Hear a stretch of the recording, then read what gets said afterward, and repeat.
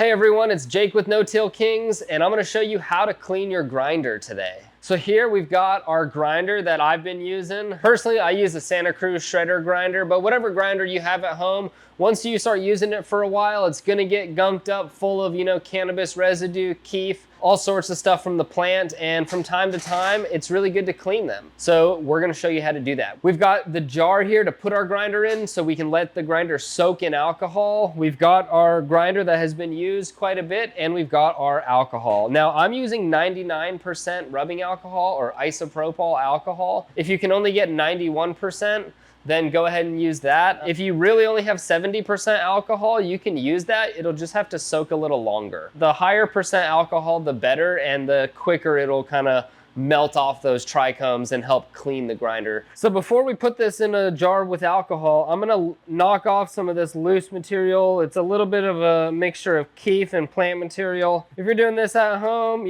feel free to smoke that. You can put it on a bowl, either on a bowl or in a joint. So first we're gonna take the bottom section of our grinder and I'm gonna set it into the jar here, okay? Now we're gonna grab our alcohol.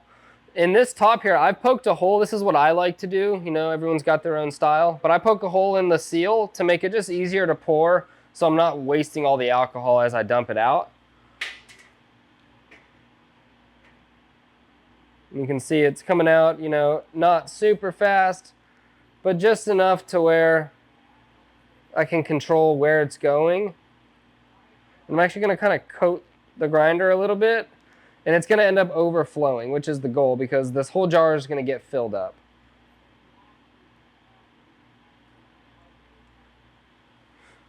Now this process does use a little bit of rubbing alcohol, but it's, in my opinion, the best way to clean it and soak it without trying to, rough the teeth up because they're very sharp. So you really, the best way to clean them is to let it soak.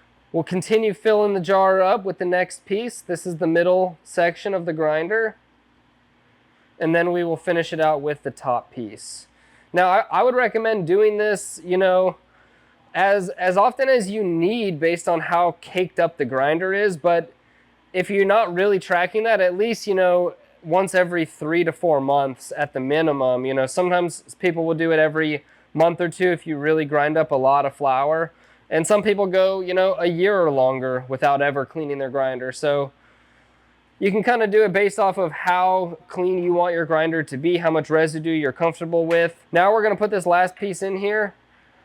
It is gonna overflow a little bit if, if you're not careful. And now we're just gonna let that sit. So this whole jar is full of alcohol. Every piece is fully submerged. And we are gonna try and basically dissolve off and break down those trichomes, that plant material, off of the metal. 4 hours later. This has been sitting for 4 hours in 99% alcohol. If you're able to let it sit overnight, that's also great. And the lower percent alcohol you have, if you're using 91% or 70%, you might have to let it soak a little longer or kind of help scrub it a little bit to agitate it with maybe like a wood poker stick. You have to be really careful if you're gonna use a brush because it could shred, the teeth of the grinder could shred any type of brush that you might use. So this piece that's been soaking, I can see everything floating around. We're gonna take this out and we're gonna rinse it off thoroughly and then let it dry. Now I'm gonna thoroughly rinse this out. While it's covered in alcohol, I'm gonna use my gloves to kind of brush over the outside area and help break down any more of that plant material. And the alcohol helps act as a solvent to break down the trichomes and any of that leftover plant residue. Last, we've got the base piece here. Now, a lot of this plant material, everything's broken down. This is full of alcohol. You can try to stir it around a bit, agitate any of that extra material. Now we're gonna dump this out and rinse it out very thoroughly.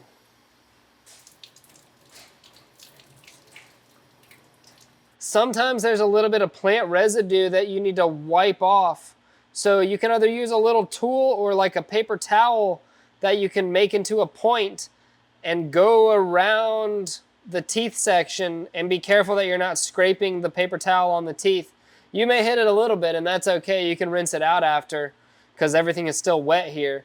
So I'm going through and I'm just trying to wipe off a little bit. After the alcohol has dissolved most of that plant material, some of this can get wiped off, and you can even do this while it's coated in alcohol. Now that everything is cleaned and we've rinsed all of the pieces that were covered with the alcohol, they're now fully rinsed, we're ready to let them dry. Now we can go about that a couple different ways. We can either just let them air dry overnight. Another method is using an air compressor to try to blow the air out and use compressed air to dry the pieces much faster so that you can end up using them pretty quickly if you'd like. I'm gonna use a paper towel to wipe out some of the excess water on this piece right here.